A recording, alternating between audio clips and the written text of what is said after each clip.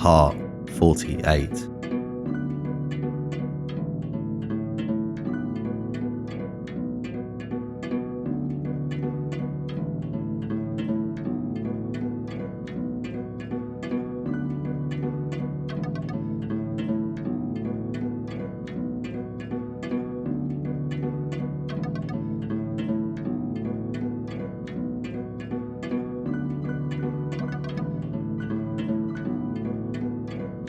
This technique is very complicated and difficult to do at the speed I'm showing you.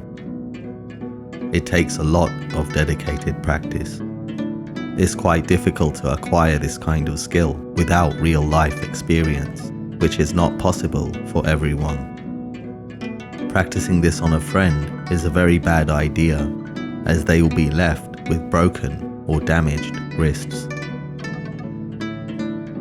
Trying this on an attacker without being good at it can get you in trouble because of the number of steps involved and the time it takes to do. It's got to be done without pause. I've included this in the series to give you the opportunity to see how something like this is done and to appreciate the benefits of practice. It lets you see what's possible if you spend time learning from the series.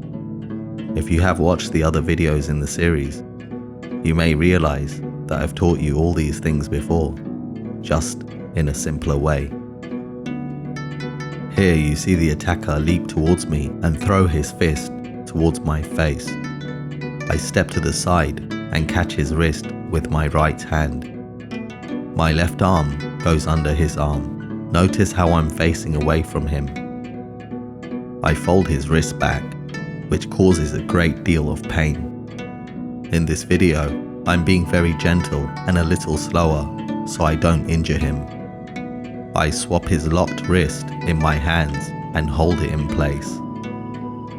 I bend my legs and drop my level, which causes additional pain and makes him hit the ground. I then fold his arm behind his back to hold him in place. If you have watched my other videos, you'll know there's more to this, so let's look at this again in more detail. Here, the attacker approaches at speed. I stay calm. This is so I don't put myself in an awkward situation where I preemptively act. I let him commit his will, and only when I see his shoulder move do I know what will happen. Here, you see me react by raising my right arm to catch his wrist. As I do this, I step to the side and guide his arm forward while raising my left arm. This must be done to where his elbow is, just in front of my arm. At this point, there is no time to waste. I bend his wrist back before he can react. This must be pointed towards them so they cannot turn and punch again, because it is now that his body will try to reconfigure itself and hit with the other arm.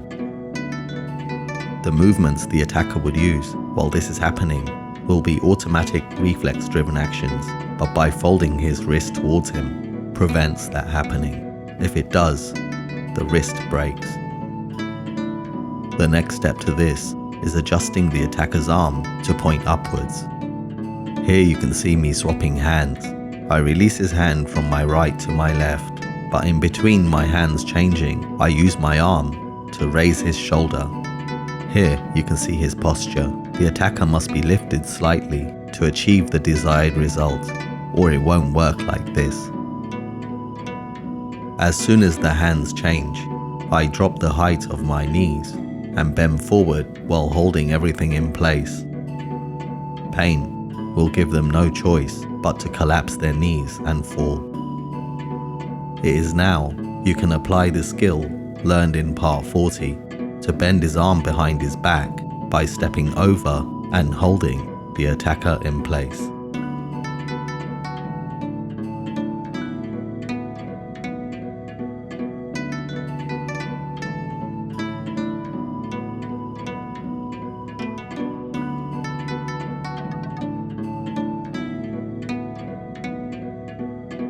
If you enjoyed this video, please click the like button, consider subscribing, leave a comment, and if you know someone that can find this useful, please share it with them.